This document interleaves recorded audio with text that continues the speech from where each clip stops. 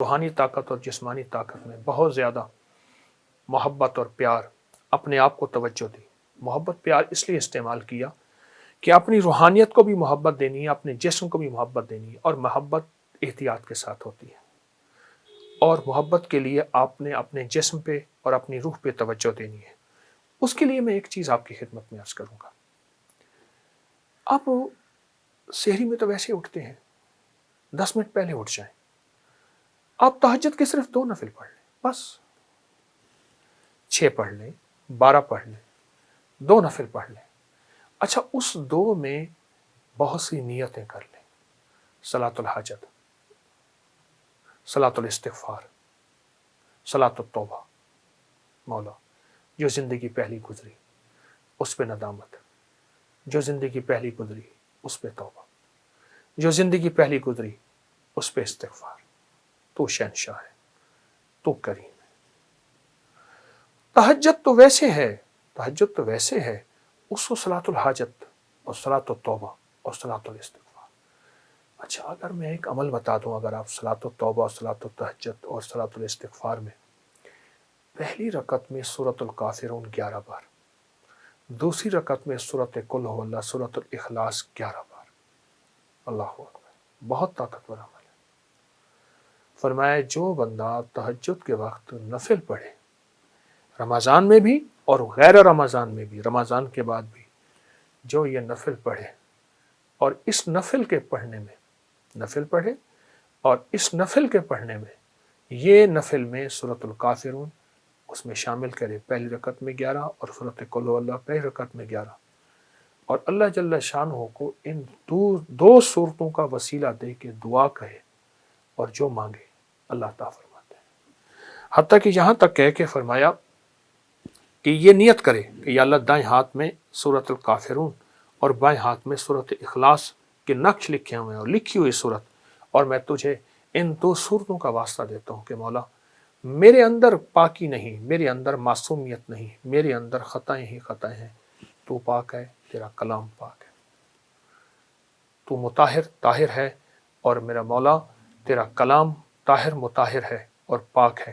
اے اللہ اس کلام کے صدقے میں مجھے یہ مراد عطا فرما، میری یہ مشکل حل فرما، میری یہ پریشانی دور فرما۔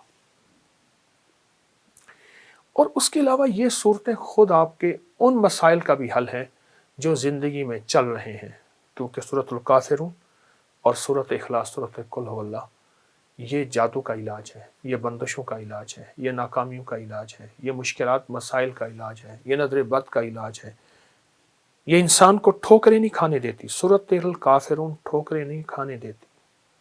جو شخص کہتا ہے میری زندگی میں ٹھوکریں لکھی ہیں، اس شب کے مقدر میں سحر ہے ہی نہیں، دیکھا ہے کئی بار چراغوں کو بجھا کر، ٹھوکریں ہیں، اس سے کہیے گا یہ تہجد کا عمل کر لے۔ آپ کو پتہ ہے کہ آپ نے دوسرے سے چھٹے روزے تک 7 سلام کا عمل بھی کیا، کریں گے، آج بھی کریں گے، اور بہت طاقتور عمل ہے 7 سلام کا۔ قرآن پاک کے 7 سلام ہیں اور بہت حیرت انگیز عمل ہے، صدیوں سے آزمودہ عمل ہے۔ مشکلات، مسائل، ناکامی اور پریشانیوں کے لیے اس عمل کو نہیں چھوڑیں گے، اس عمل میں توجہ کریں گے، اس عمل کو پھیلائیں گے۔ وہ عمل تو انشاءاللہ آپ کر رہے ہیں 7 سلام کا، اور یقیناً اس میں برکت اور خیر ہے، یقیناً اس میں راحت اور رحمت ہے، یقیناً اس میں عطا آپ لے چکے ہیں۔ آج کے چوتھے روزے میں آپ لے چکے ہیں، اور 7 سلام کا عمل آپ کو علم ہے، آپ نے دوسرے روزے سے شروع کیا تھا، اور چھٹے روزے تک انشاءاللہ یہ چلے گا۔ لیکن ساتھ یہ جو نفل میں نے بتائے ہیں نا، یہ دونوں نفل بہت کمال نفل ہے، انسان کو ٹھوکروں سے بچاتے ہیں، مشکلوں سے بچاتے ہیں، ناکامیوں سے بچاتے ہیں۔ پھر اللہ کو اللہ کے کلام کا واسطہ دیں گے کہ مولا میں تو کچھ نہیں، نہ میں سنی نہ دولت پلے، کیوں کر یار مناواں ہوں، اے دکھ سنو ہر دم روسی، روندی ہی مر جاواں ہوں۔